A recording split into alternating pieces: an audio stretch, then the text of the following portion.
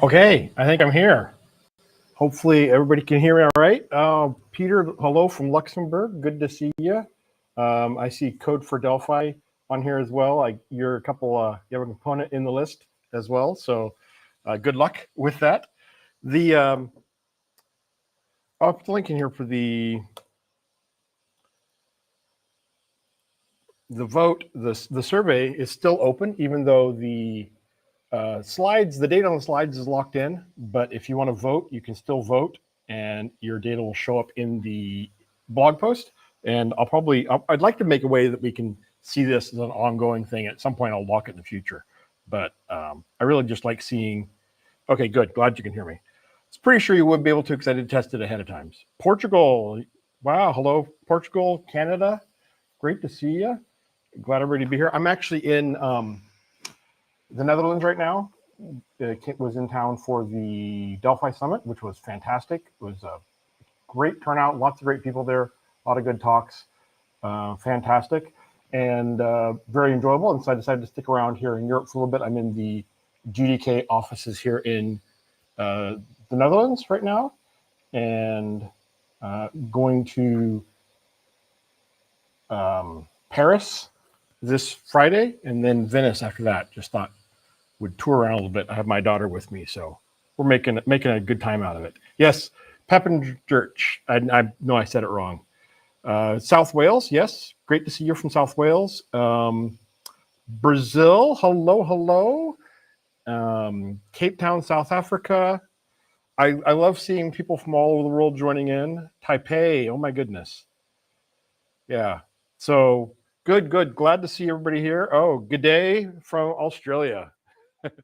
I don't know what it is about talking to people from Australia, but you have to try and use an Australian accent. Not that I'm any good at. Uruguay, wow. All right. Well, Utah, hey, we're practically neighbors, Scott.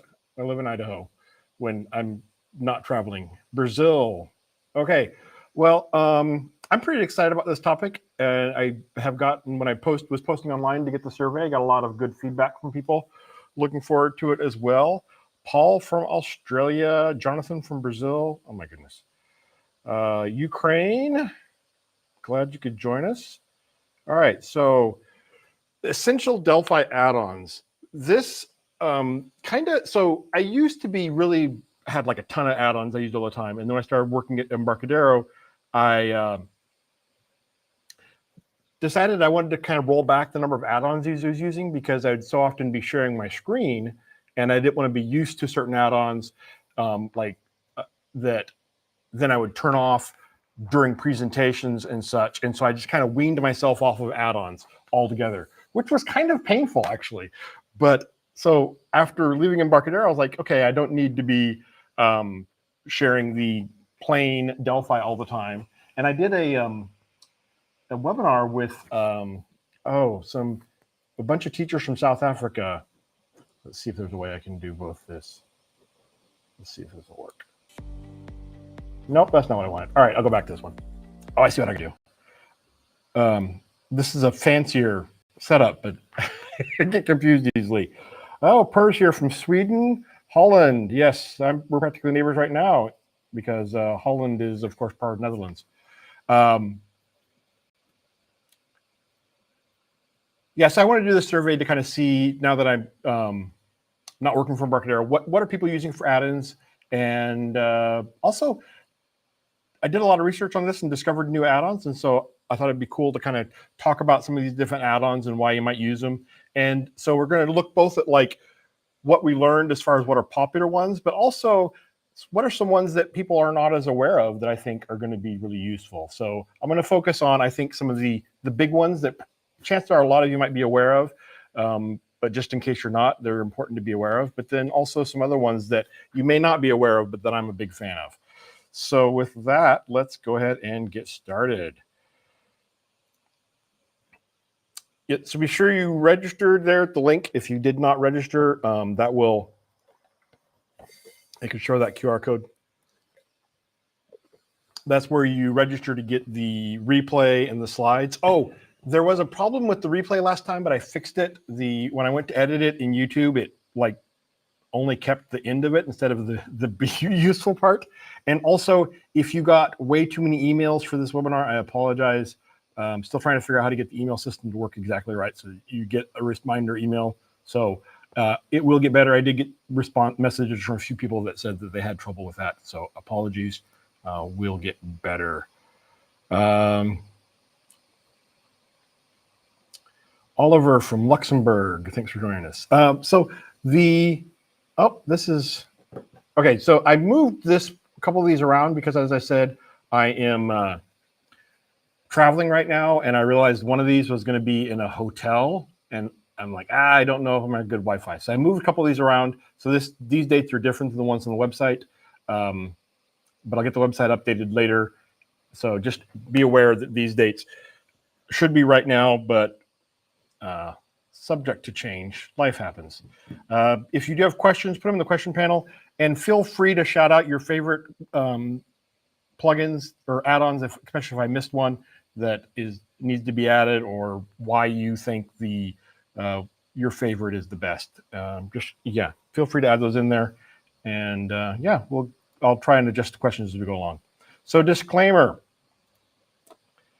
I work for GDK Software. We're a tech partner with Embarcadero, but this list of add-ons or plugins, whatever you want to call them, is not an endorsement of any of these necessarily, and also any ones that were missed from the list is not meant to disparage them. So it's for entertainment purposes only, although I think it's informational as well. So yeah, if it's not on the list, it was not an attempt to slight them at all. Well, let's get started with the results. So I had 60 add-ons. Some of them, I got a number of write-ins that I went and added to the list as well, which I did mark on the list that they were added late. But ended up with a total of 60 of them across 10 categories, although I did split one of the categories into 2 parts. But this was interesting because I wanted to show this here as far as how many votes were in each section so that you could see which categories were more popular than others. So we see general purpose categories, which of course is going to be the really popular one. It's very popular. I was glad to see a lot of testing and logging and debugging as well. Svander says, tend to avoid plugins due to instability. You know, I've not had that as an issue for a while. The thing I did find annoying is that sometimes there would be a feature I wanted from like C and Wizards and G Experts, and that caused problems trying to have 2 general purpose plugins installed. But yeah, I find plugins very reliable for the most part.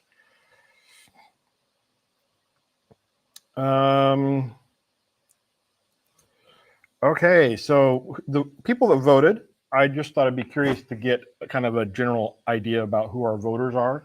The majority of them, 78%, spend 70% of the time doing software development.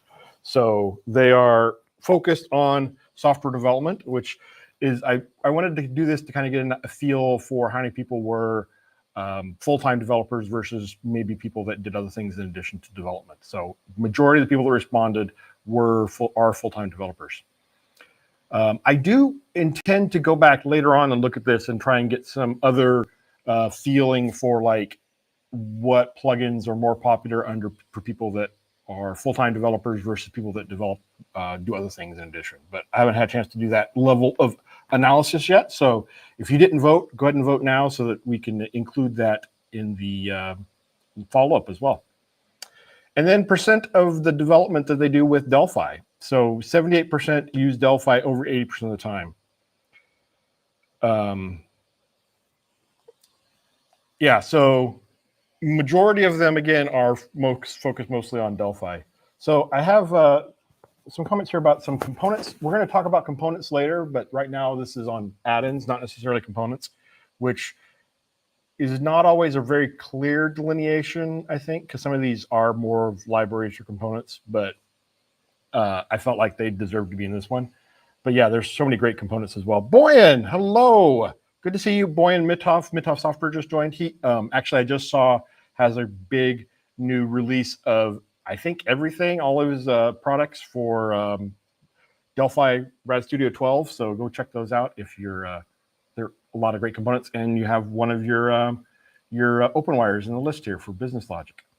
So I also wanted to check and see what per people started with Delphi, and I included Turbo Pascal on the list here. Oops, let me hide my video.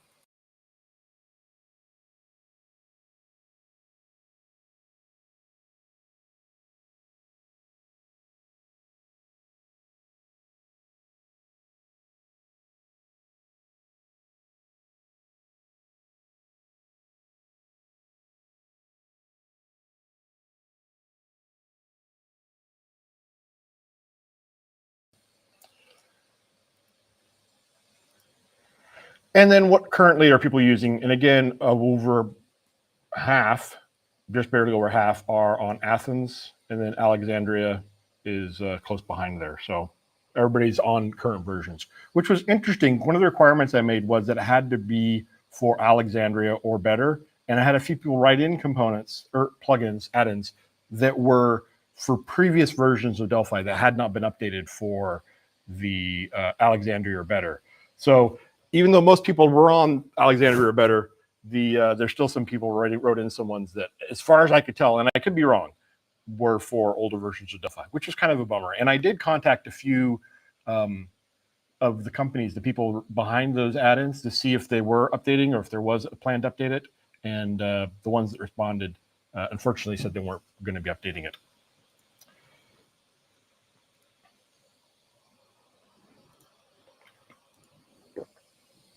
Okay, so here's the results of the survey. As far as what the most popular categories were, we see here, I showed this earlier, didn't I? Then, so code coverage and profiling category, which we see was actually not, yeah, it's a very small percentage, 5% of people responded in this category, but I think it's a really important one. So I want to start here. Interestingly, I did not, so we see Sampling Profiler and Pro Delphi and Smart Bear RQ Time are pretty much the big leaders here, although Delphi code coverage has got a good showing as well. The VTune map to PDB with plus map to PDB, actually I wasn't in the list to begin with. And at Delphi Summit, Stefan Glenke was doing a session on that specifically, on how to use it with Delphi. And I was like, oh, well, I wasn't aware of the map to PDB, so I added that to the list, and it still got quite a few votes. So profilers, if you're not familiar with them, they measure the speed of your code at runtime. So they are what you use to make sure, or to discover where the bottlenecks are. Why is your programming getting slow? And the useful thing is you don't want to optimize without profiling first, because you might be optimizing the wrong things. You're right. You want to discover what parts of your program are users spending the most time waiting for it, right? Which is based on both the user's usage patterns as well as like how often a piece of code is called, right? So you could have a routine that is called once that takes 5 seconds, right? And that might not be worth optimizing if it's only done once per day. But another routine is, for example, every time your screen redraws, this one routine takes an extra half second. Well, that's quite a bit overall of impact on your performance. So that's why you want to have a profiler. There's 2 types of profiling. There's sampling versus instrumentation. A instrumentation profiler injects some instrumentation in there that makes it so that you get a really clear view of what's happening, of when things are being called. Instrumentation profilers can provide a not more details, but more accurate information, because if the code's being called, then the instrumentation will be called, which will generate the results. A sampling profile, on the other hand, just essentially goes in and grabs a little bit of information and sees where the program's at on a periodic basis. And so what this does is it doesn't require any modification of your program to use it. So that's a good thing that you don't have to worry about so much about whether or not the instrumentation has impacted the performance, for example. But a sampling profiler may miss code that is really quick. Now, since you're using a profiler to find slowdowns, bottlenecks, missing quick code isn't usually a big deal. but it's useful to understand the difference between the two. Some of the ones on the list are sampling, and some of them are instrumentation profilers. The code coverage, which I found most of these tools, a lot of these tools also do code coverage, is usually used with unit testing. And what code coverage does is it gives you a report about what routines and what branches in your code have been tested or exercised. So this could be, is this method ever called, right? Maybe it's never called. Maybe, if it's not called, then maybe you should remove it. Maybe, well, if it's not being called in production, yeah, you don't need it. But if it's not being called in your tests, then you need to add tests to make sure you are testing that one routine. But the other thing it does is it tests paths. So every time you have an if statement, you have a branch in your logic, right? If you only ever test the one branch, you don't know if the other branch is working or not. And so that is what you want to have code coverage for, combined with unit tests, to know if you've tested every branch in your program, which is important if you want to have effective testing coverage. So let's see. These big ones here, sampling profiler is a sampling profiler, Delphi sampling profiler. Then Smart Bear IQ time. Oh, I should look. Because I thought it was a sampling profiler, but someone told me that they thought it was a instrumenting profiler. So I better check and see if it says on the website. Let me share my screen. I think I can share screen here.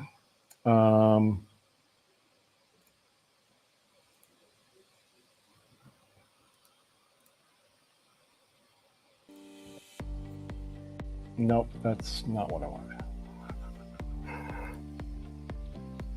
With over 8 million broadcasts and over 600 million viewers engaged monthly, Restream is the #1 tool to increase your live audience. Okay, so now you should see Smart Bear IQ time. So this one works with multiple languages, not just Delphi as well. But I don't see if it says, if it's sampling. I don't see anything about sampling.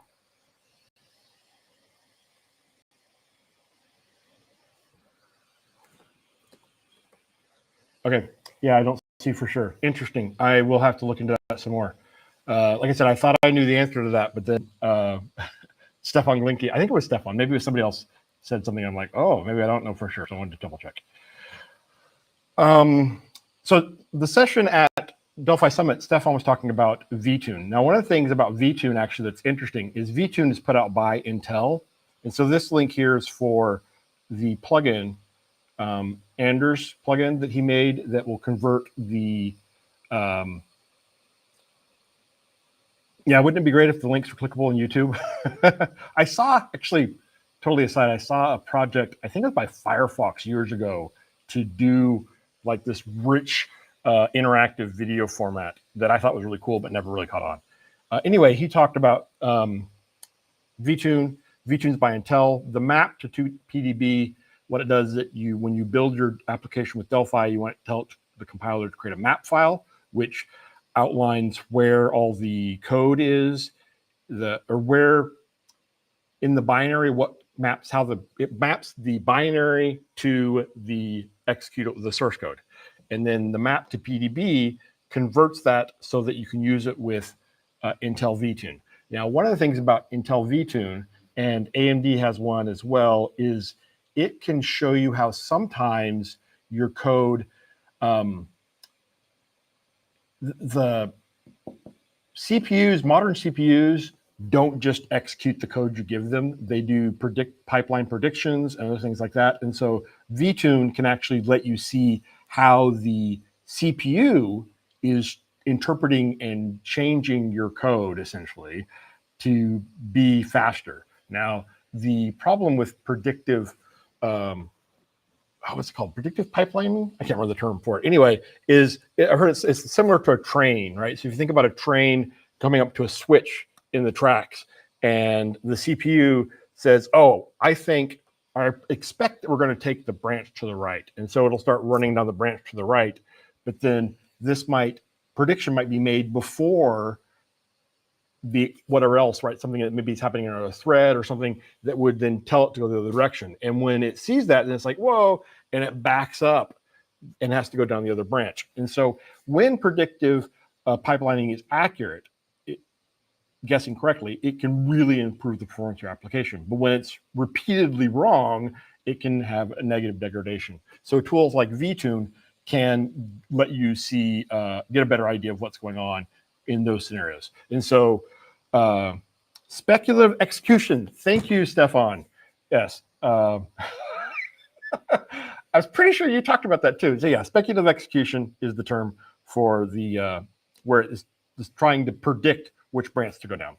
So vTune is a very, very, very useful tool for understanding that. And then I guess, so vTune is specific to Intel, although I heard some people, Stefan was saying some people can use it on AMD CPUs. AMD has their own version as well. And then Windows, Microsoft has one for Windows, and Apple is Instruments, I think, is the Mac platform one specifically that you can use there for instrumenting on Macs or iOS. And then, oh gosh, what's the one? There's one on Android too. But anyway, for Windows, these are all focused on Windows here. I believe you get a number of options to choose from. Again, if you want to make sure, if you don't know why your program is slow, you need to profile. And if you're optimizing without profiling it, and I've done this, you're really possibly wasting your time. All right. File management and deployment. So this is kind of a couple of these categories got a little bit kind of stuff glommed together in there. Well, let's see. Boyan says AQ time only supports up to Delphi 10.3. Oh, okay. I thought their website was updated, but maybe not. So they might be technically disqualified from the list. Yeah, if you've used AQ time and with 11 or newer, let me know in the comments.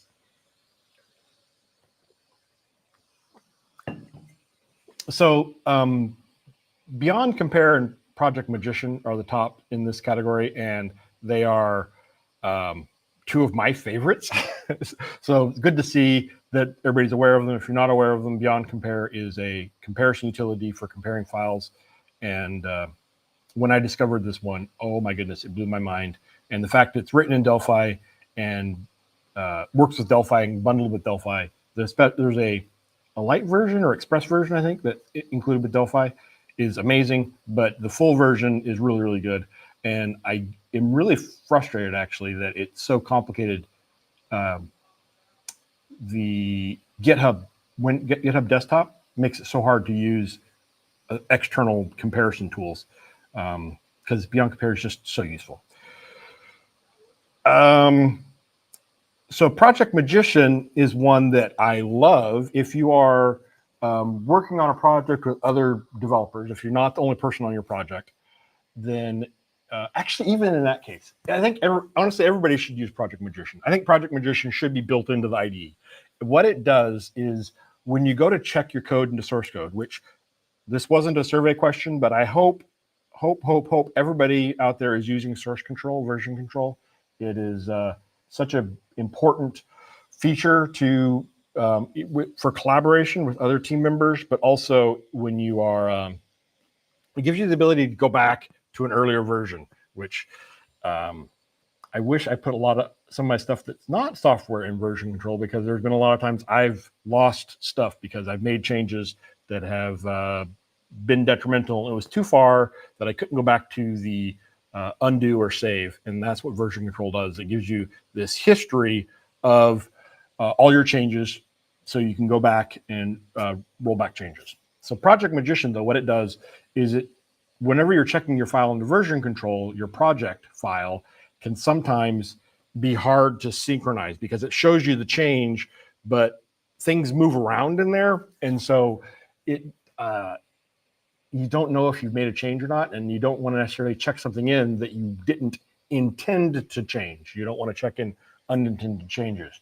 And so it does a number of things, one of which being normalizing the project file so that everything is lined up and easier to see if what changes we're doing. It can also do some things to clean up the project file and stuff like that. But for anything you're putting in source control, which should be everything, Project Magician is a must-have.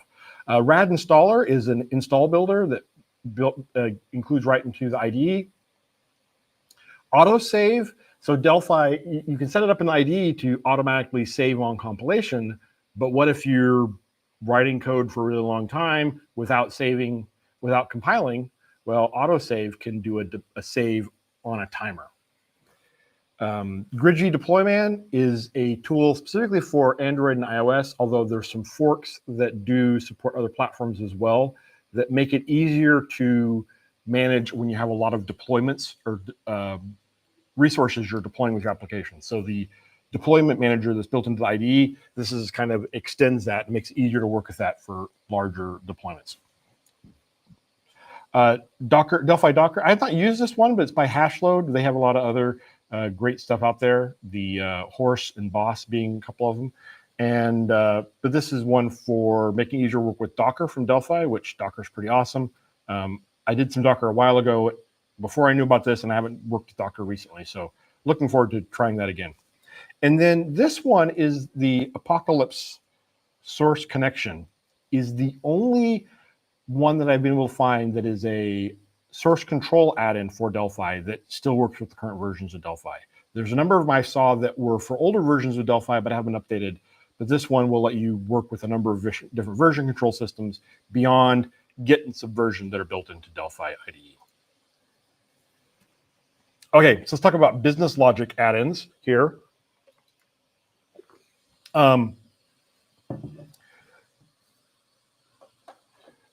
Yes, Visual Studio Code has a Docker add-on as well, but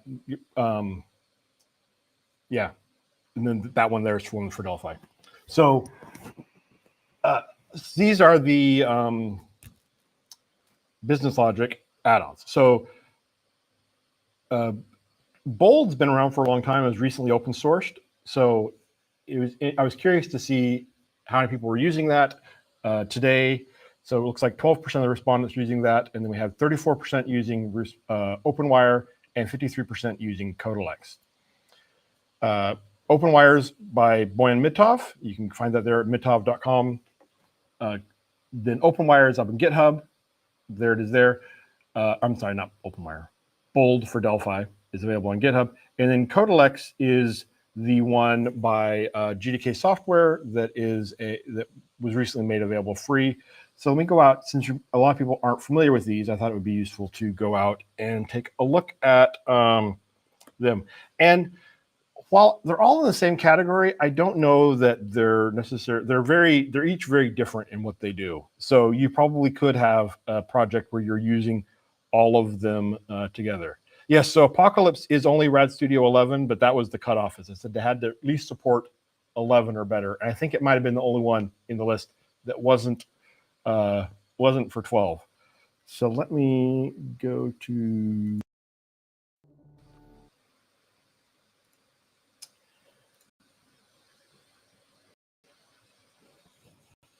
I don't see my screen share option. Nope.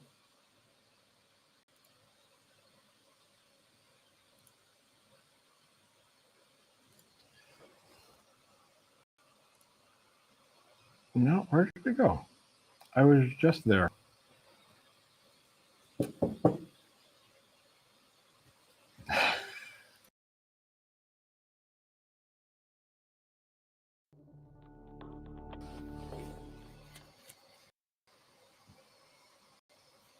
Oh, there it is.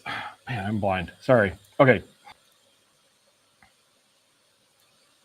So this is Codelix. So Codelix is a low-code business logic tool, and so the idea is that you draw out your flows, your business logic visually. And so what this does is it gives a way that makes it easier to, for example, bring in non-developers to work on the project, right? So they can design business logic here. It also makes it easy to view the flow of the program execution in a visual way as well. So that's here, and then we have Mitov, OpenWire.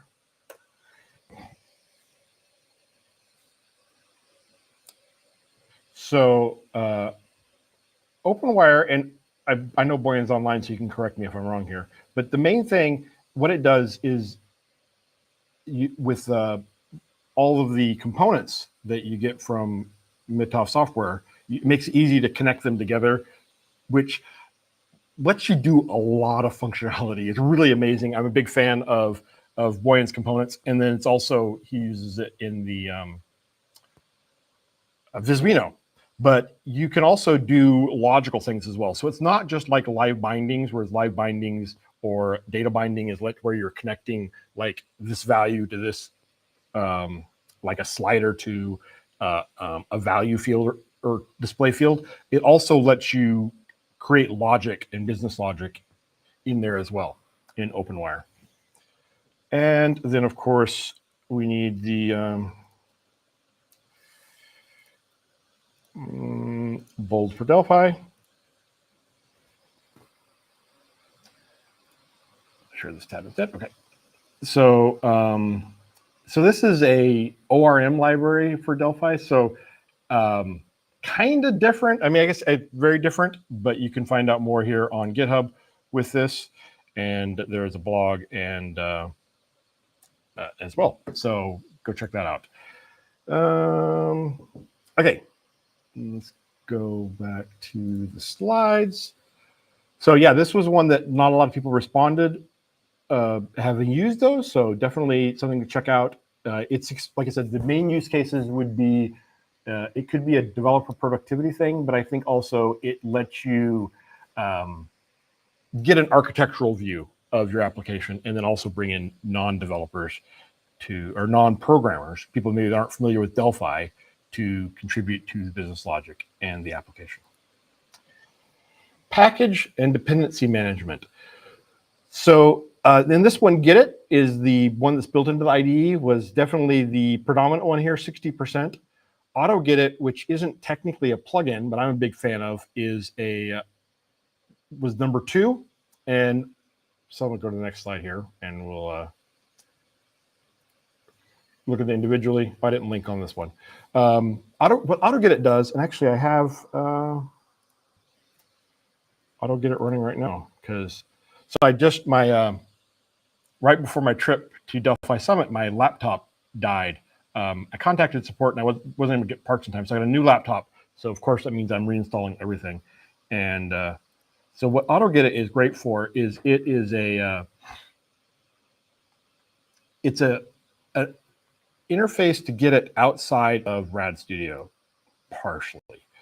But one of the things I love about it, though, is that you have your a list of Get It packages you want to install in the IDE. In the Delphi IDE, you have to click install on each one, and some of them require you to restart the IDE, which means go into Get It, select install, accept the license, restart the IDE, restart, go back in again, go into Get It, select the next one, restart the IDE, and that just takes way too long, especially if you have a few packages, more than one. So Auto Get It lets you do that all in one process without having to keep restarting. You close the IDE, you run Auto Get It, it goes through and installs them all. It's also great if you, so if you're setting up a new machine, you can have a list. Auto Get It can create a list for you of all the packages, and then you can just install all those packages on your new development machine or in a virtual machine. Very useful for that, to install this from Get It. Then the, so Delphinius, DPM, Delphi Pi, and James, the Delphi project manager, are all package managers. Boss is a little different in that it's a dependency manager. One of the things that Boss does that's really cool, actually, is that you can have two projects you're working on that use different versions of the same package, the same library, and it can unload it and unload the packages and load the correct version as between two projects. I don't know how that would work if you had them both open in the project group. I haven't tried that, but it's great for that. It's great for bringing in the dependencies, downloading packages, the right version of packages, and then switching between them as you move between projects. So there's a lot of great package managers in here. And then I just was talking to Vincent of vSoft and Final Builder at Delphi Summit, and I knew he was working on a package manager, but I looked when I was making this list, and he hadn't had an update. But when I was talking to him there, he's going to have a presentation coming up about what's going on with that. So I'm excited about that one. That could be very great and very useful as well. But yeah, these are great. Package managers are a good thing. If you might add some of these to your repartee, if you do find that you're, for example, dealing with multiple versions of the same project in different project, or multiple versions of the same package, same library in different projects, or if you're wanting to make it easier to share your project and dependencies to other people, whether it be open source project or bringing people onto your team or whatever, where you need to make sure they're using the same versions, the same packages, the same libraries that you are. Also especially good if you're using it with a source control, not source control. What's it called? Integration.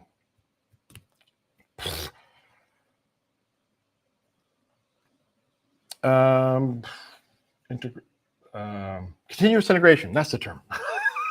A build server or continuous integration, right? So then you know that the build server is using the right version of the packages, and you have the packages, the libraries synced across all your different places. Isn't DPM exactly the one Vincent works on? Okay, now I gotta check. I may have included it on here and then forgot that it was the one he did.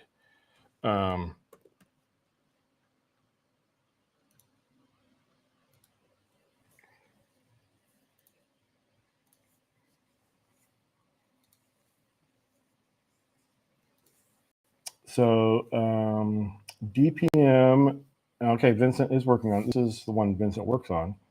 Oh, yep, okay, yeah, this is the one Vincent's working on. Okay, you are correct, Stefan. That is the one he's working on, so, okay. So he's got an update. So it's not a new package manager, it's an update for DPM. Okay, specialized. So this is, I call it specialized.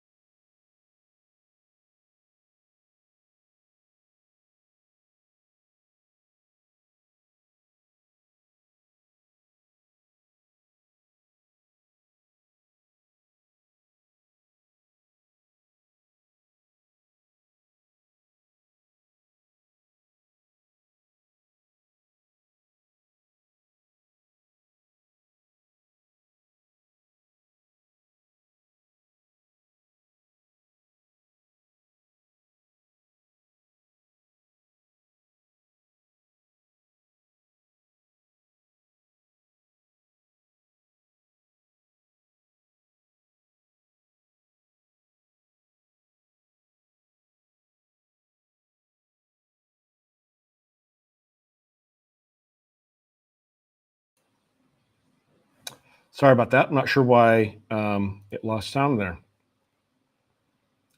So I went back here to, there was a few comments about different package managers. Yeah, so DPM is vSoft. So Peter said, why not use NuGet with PowerShell for package managers? You could. NuGet points to the Microsoft Visual Studio package repository, and you can point it to a different package repository, but you would end up needing to do it. You'd be doing it the hard way, essentially, at that point. You would have to be configuring it yourself to work with that, whereas these are going to understand Delphi and point to Delphi sources specifically. Paul says, okay, let's see. Oliver commented that AQTime offers sampling and instrumentation. Okay, so it does both. AQTime does both. And hopefully everybody's hearing me now. All right, so we're going to go into specialized. This, oh, I know what happened. I was hiding mine because, there we go. Hopefully you can still hear me now. Let's look. All right, yeah, you can still hear me, but I'm not visible. I tried to hide the video so you could see Parnassus Navigator, and for some reason that muted me as well. But yeah, so this is specialized, kind of miscellaneous. I didn't want to call it miscellaneous. I was trying to kind of way to group these together, but they just became specialized. The big ones here are Parnassus Bookmarks and Parnassus Navigator. They are both available through Get It, great add-ins as well. Then some other ones here. So I was going to look through some of these and talk about them.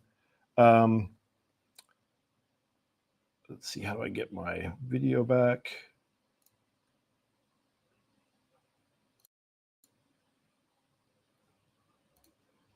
Oh, there we go. Oh, that's what I got to do. Okay, I see how to do that now.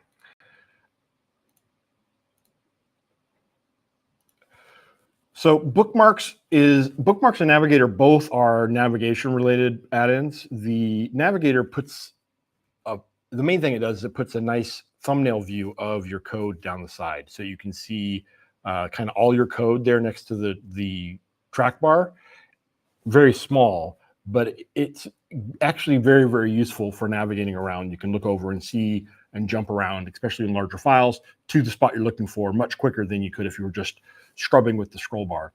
Bookmarks is a enhanced version of the bookmarks in Delphi that you've probably used, hopefully you've used, that let you put a bookmark down and then jump to someplace else in your code and then jump back. Bookmarks really expands on that functionality, adds a number of new ways of using bookmarks, as well as just makes the existing bookmarks better. Then I didn't realize this, but the IDE theme editor colorizer actually was archived in January of this year. So it was on the list. It's number 3 in the list, but it was archived January of last year. So it hasn't been updated in a while, apparently. So I'm not sure how I thought I checked all these. ChatGPT Wizard, it is available in Get It, and there's a couple other ones out there, but this is the main one we saw. We got a pretty good showing here as well, 12%. It brings ChatGPT as well as a number of other AI large language models into the IDE to make it easier to work with them for your Delphi development process.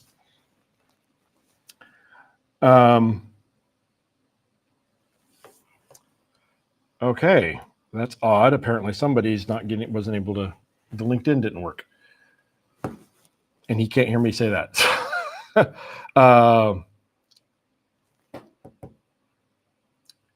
This is one that I didn't include in the list originally, and I knew about it, but had forgotten about it. And is the Delphi Users Helper by Stefan. And it's a game changer, honestly. If you type in a method or an object, an identifier, and the compiler says, hey, I can't find this, all you have to do is Control-Shift-A on the identifier, and it will find the unit you need and add it to your users clause automatically. I don't know why it's not built into the IDE. It should be built into the IDE, but at least we have this one you can take advantage of today.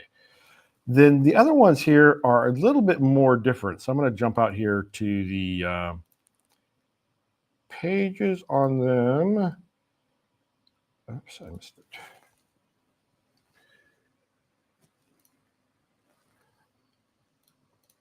IDE Explorer. So IDE Explorer is one that I looked at when I was putting those lists together. But then I left it off because I felt like it was too, I'm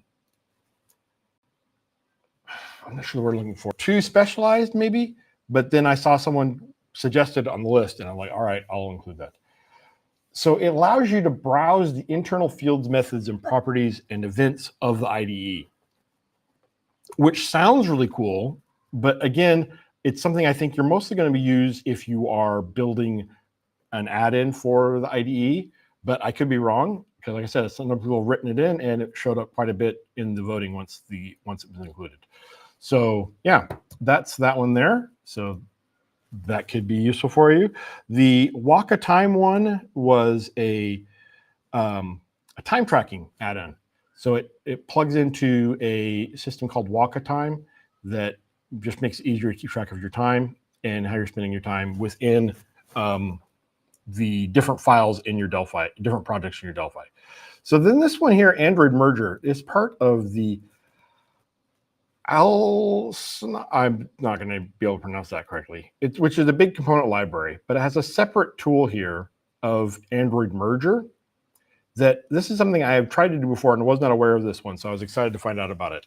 It makes it easier to integrate in AAR's SDK files into your FireMonkey application. So if you're doing Android development and you have SDKs or libraries or whatever, different jar packages for Android, you can integrate those in or import those into your Delphi applications using Android Merger. So very specific use case, but if you need it, that is a really great one to have.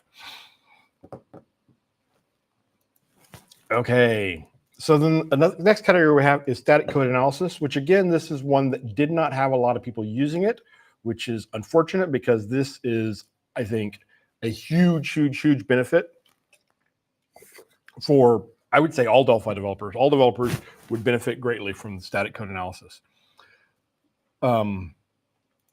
Although static code analysis essentially is similar to the hints and warnings built into the IDE. Now, I always feel I need to repeat this, but because I keep running into it, if you should be paying attention to the hints and warnings the compiler gives you. They are there to help you. Time and time again, I get people say, hey, can you look at my code? And I've done this as well, where I've ignored hints and warnings, and the answer to the problem I'm having or they're having is right there in the messages window. And if you don't pay attention and keep up your hints and warnings clean, then what happens is you get so many hints and warnings, all the useful information is buried. So if you encounter a hint or a warning that is not valid for this particular use case, which I find oftentimes people say that, but it turns out they are valid. You can disable it around that one block of code. And so that's what I say is you want to turn off the hint and warning around that one piece of code where it's being used, put a comment there about why it's valid and why you've turned it off for this one block. Don't turn it off all over the place. Just turn it off right there. And that way you keep your hints and warnings cleaned up. But then when you're ready to take on to the next level, that's where you will bring static code analysis in. Fix Insight actually integrates into your hints and warnings window as well. It has other ways of using it by TMS software, and it adds a number of other options in there that are incredibly useful. For example, one that saves me so many times is the format statement, right? So sometimes you get your percent symbols wrong in your format, and you don't know until you run it. Well, Fix Insight will say, hey, you're passing an integer or you're passing a float and you called it an integer, or you have more items in here than you have in your list or whatever. If that gets mixed up, it'll tell you a number of other things like that. Sonar Delphi is so Sonar Cube is they have both a community edition and a paid version of Sonar Cube. It's a static code analysis system. Sonar Delphi is a plugin for Sonar Cube that's open source, available on GitHub. There, Embarcadero was actually, when I was at Embarcadero, I pulled some of them together, a few different plugins out there, but then somebody else, Integrated Application Development, has now taken that component plugin or that version of the plugin and expanded on it. So Sonar Delphi, I haven't used it since I looked at it a couple of years ago, but it is a big static code analysis system that can be used. Its main purpose, well, I say main purpose. A common use case with it is in to point it at your version control system, and so it can give you a report, a status of how is your code looking, the health of your code, is the number of warnings going down or up, right? So if over time you're getting more and more of these warnings issues in your code, that's a sign of bad code health, where those should be going down. You can also have it generate reports on individual check-ins. You can have it create issues and things along those lines as well. Lint, Delphi Lint uses Sonar Delphi and brings these hints and warnings into the IDE so that you can see them as you're writing code and see what's going on to see if you're making mistakes, similar to like Fix Insight would do. Browse and Dockets, another one by David Hoyle. I didn't realize that it was also static code analysis, but it does. And SciTools Understand was one that someone had suggested to me as well. I'm not familiar with that one, but it's another static code analysis tool that is updated to work with the latest version of Delphi. And then the one that had the least usage was dir Scanner. And it's actually kind of unique in this list in that it is a static code analysis tool that focuses on vulnerability and security issues in your code. So where you may have code that is introducing a known vulnerability, a known issue that could become or potentially introducing a known issue. And so a lot of these give you warnings. They could be false positives. The more aggressive they become in trying to warn you about things, the more likely you're going to get false positives. But especially the security scanner one is really useful to say, oh, you know what? I have hard-coded a password in here, right? If you've hard-coded a password, then somebody could scan your program and read that passcode out of your program, out of your binary, and circumvent your security. There's a number of other ones on there. So dir Scanner is a really big one. It is more expensive, but the alternative is introducing some major security vulnerabilities. So definitely worth checking out. I would say, I feel like the landscape has changed as far as security goes. A number of years ago, you kind of, I mean, everything was HTTP. We didn't use HTTPS unless you were online banking, right? And even then, it's like, oh, I wouldn't use online banking because the internet's a scary place. I don't trust it. But now the internet's even scarier, but security's gotten better, and security is kind of important everywhere. And what happens is that if, let's say, you're making a media player application or something simply thinks a simple application, it's not important. If that has a vulnerability in it, someone can then get access to that app through your application you made that doesn't have any important data, right? It's not important. But once they get access to that, they can then move laterally into a more important system. And so, and this happens from time to time. You'll see where a system was compromised, not because the important customer relationship management database was vulnerable or was the main point of ingress, but because some other program left the back door open, essentially, and somebody was able to get in through that program and then move laterally into a more interesting program. So it's important to pay attention to security. dir Scanner is one solution, although there's lots of other options here you can do as well. Just dir Scanner is very focused on security. So it could be useful to include, if you're releasing your code to customers, hopefully you are, then check that out occasionally. So the next category is testing and debugging. Originally, I grouped logging in here, but then I added some more, and then at the end, I was like, "There's too many items in this category," so I broke them out. FastMM, I debated including that in here, and this one. So if you're not familiar with FastMM, that's the memory manager that's used by Delphi by default. So if you're using Delphi since 2009 and you haven't changed the memory manager, you're using FastMM. It's a great memory manager, much better than the old Delphi memory manager. The reason it's on here is it has a feature that a lot of people may not be familiar about of report memory leaks on shutdown, which I think I mentioned here on the next slide. Yeah. And so if your application's having memory leaks, or you want to know if you're having memory leaks, you can turn this on here, report memory leaks on shutdown. And when you close your application, it'll pop up and say, hey, here's your memory leaks. So yeah, very useful in that capacity there.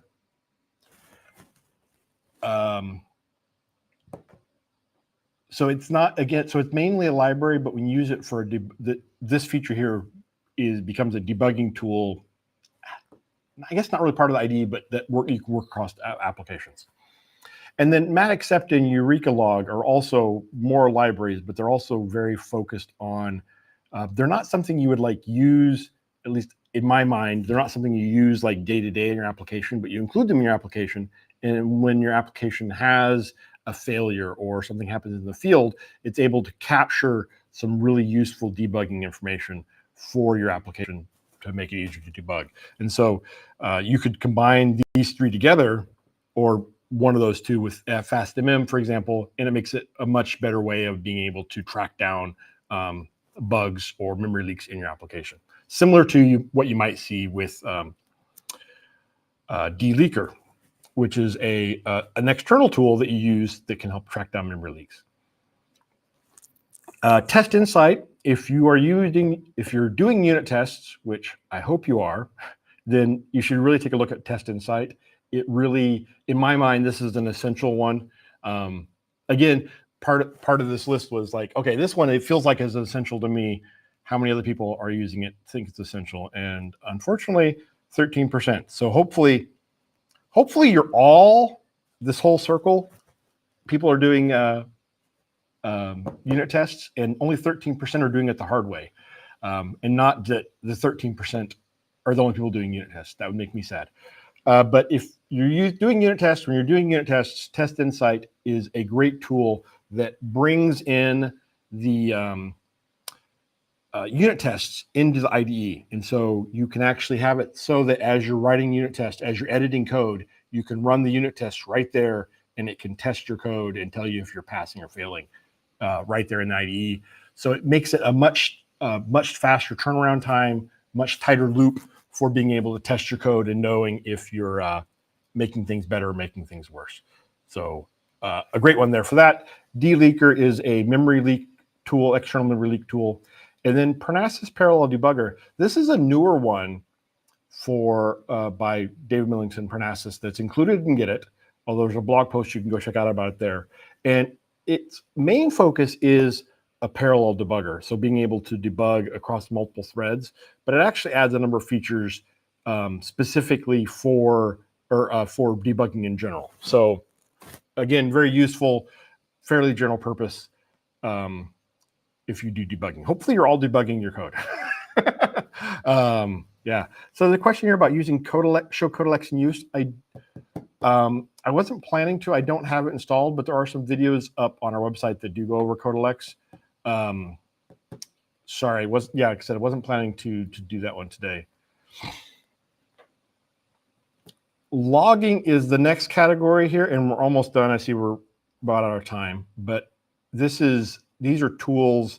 Again, kind of some of them are kind of libraries, but they're also tools that let you log what your code program's doing. And so this is really useful to know, especially if your program is being ran externally, not by you, right? So you pass it on to somebody else. Logging is a way to see what's going on when a user says, hey, I got an error. And you're like, well, what did you do to get there? Like, I don't know. That's not very helpful. You can turn logging on remotely, for example, and get that. Usually you don't want to leave logging on production for general users. There are some circumstances when you do want to have some level of logging turned on in production purposes, but generally you want to use it when you're debugging. And so what logging can do is it can grab information, like when this method is entered, or I'll back up. If you've ever added a show message to your code to see what's going on in your code, that's what logging's for. Is instead of having a dialog pop up or a write line message that goes out to the console, logging is a way of bringing that all together. It does. So you can set different levels of logging, right? So you can say this message, if this happens, this is a serious warning or a serious error, whereas other information might be informational or debugging or different levels of priority.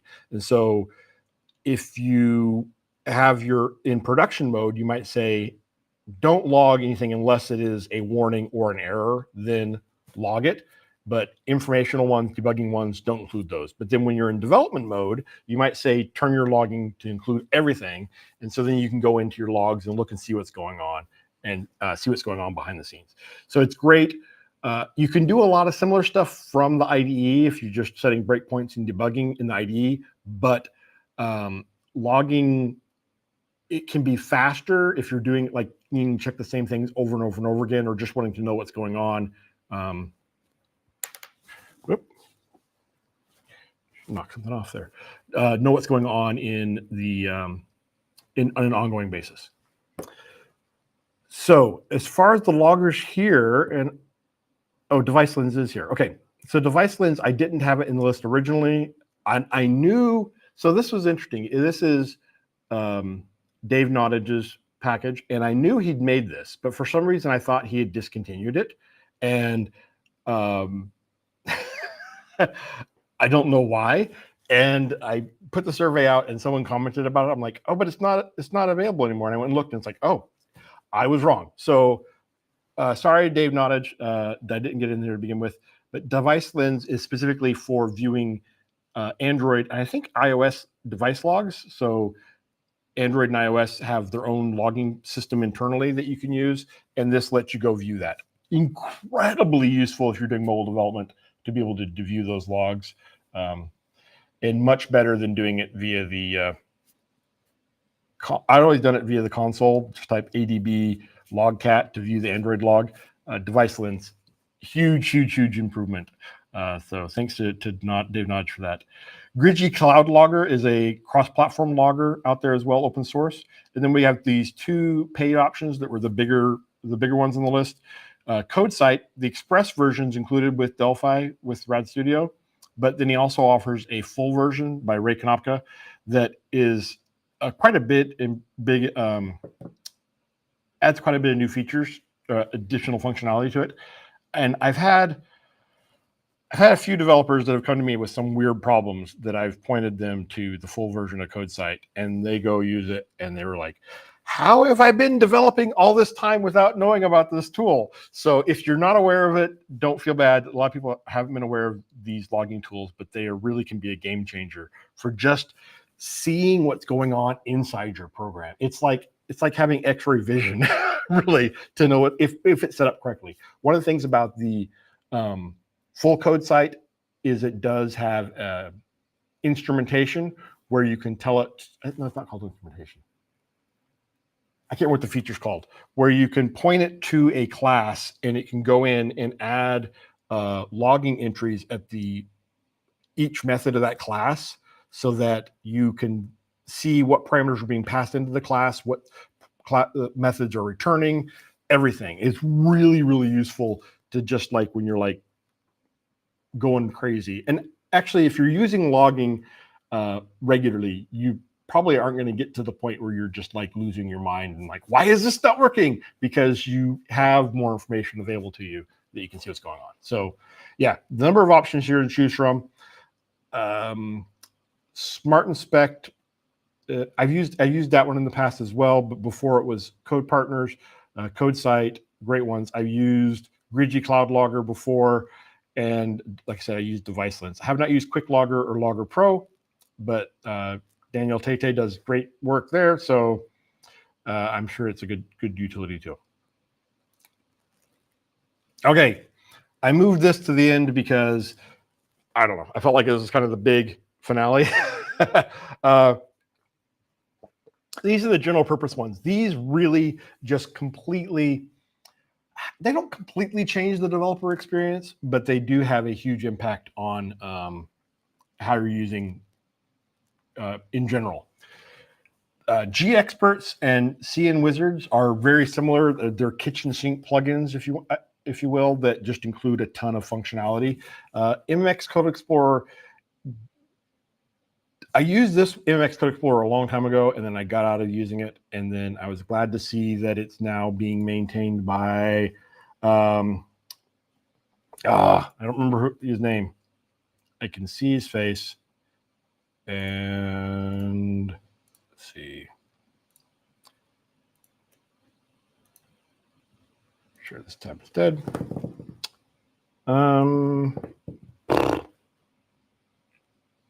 Gosh, it's not on here. Someone's going to mention it in the chat.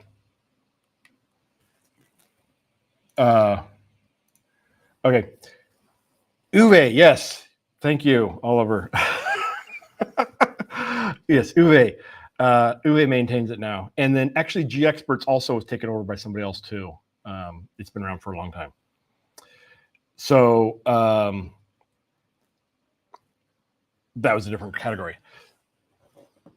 Oh wait, no, that's this category. Yeah, so GExperts was taken over, and Model Maker were both taken over. So great to see those are still around and available. The Model Maker, I believe I can't remember if there was. I know there was 2 different editions of it originally, and I can't remember if Code Explorer was free or if it was the paid version. But now it's free, so that's awesome. It's free now. Thanks to Uwe for maintaining it. So these are the 2 big ones here. They do provide some similar functionality, but Model Maker Code Explorer is really just about focused on refactorings and navigating your code. Whereas GExperts does a ton of things, as well as CNPack, CN Wizards. So interestingly, some people call it CNPack, some people call it CN Wizards, but technically CNPack is like the group that maintains it, and CN Wizards is their Delphi add-ins. Because if you go to CNPack, they have some other components as well. And then Codex is another one that I knew Dave Nottage had made, but then for some reason thought it wasn't available anymore. That is a great add-in for Delphi and Rad Studio. Let me share that here. Share screen.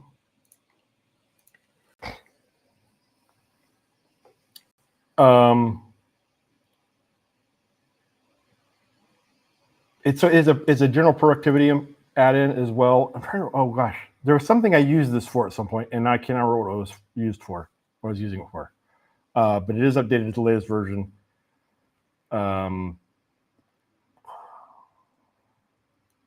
it this? I don't remember. It's I'll blame it on the jet lag. Gosh. All right. Yeah. I don't remember what that was useful for. And then Code for Wizard, I saw he's also joined here as well. And then he commented that he has a new plugin coming soon.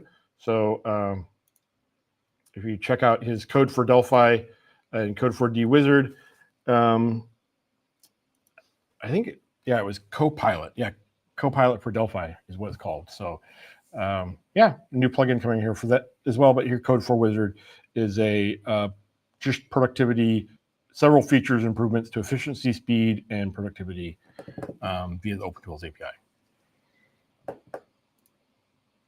Oh, I wasn't sharing my screen. There we go.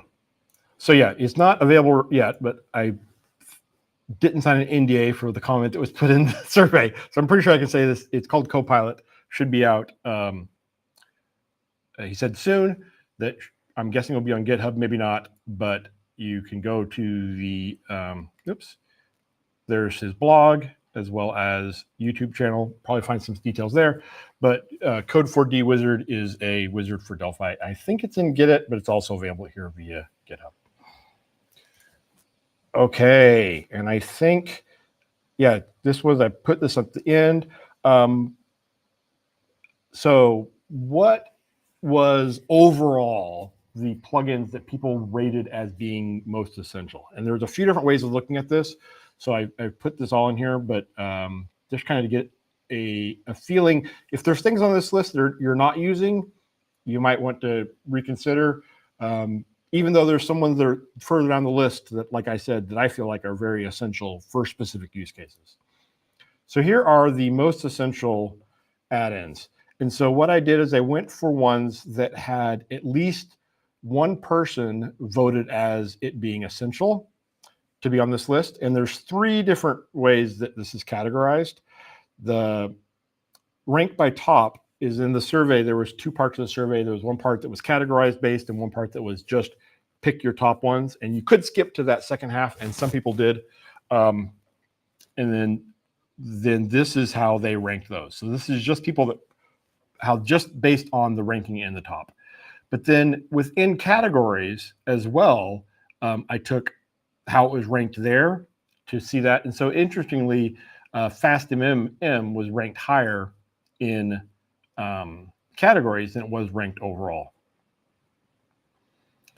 And CN Wizards was ranked, let's see, this was, yeah, so this is somebody, it was ranked third by the most people saying it was essential, but it was ranked 8th in categories. So I'm guessing that means a lot of people said it was, or the people that use CN Wizards saw it as essential, but in the category of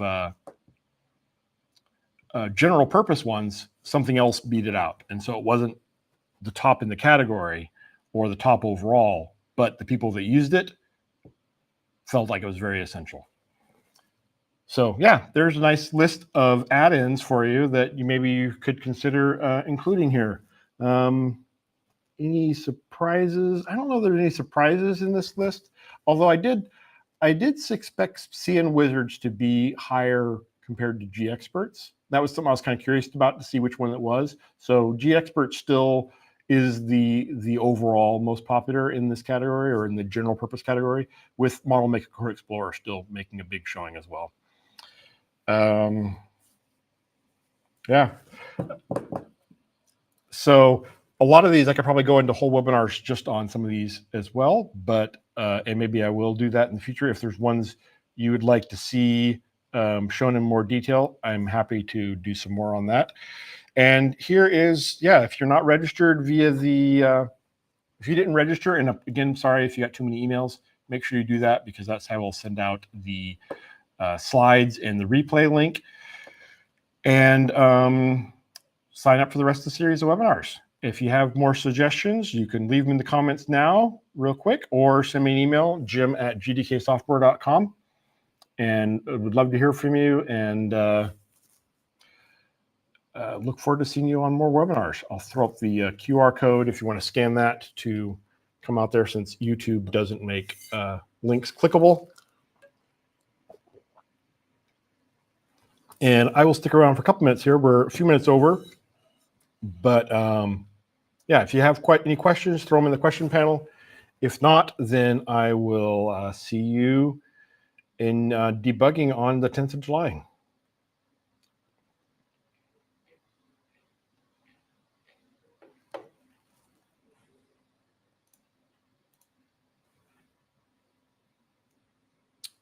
All right, well, thank you, everybody, and take care.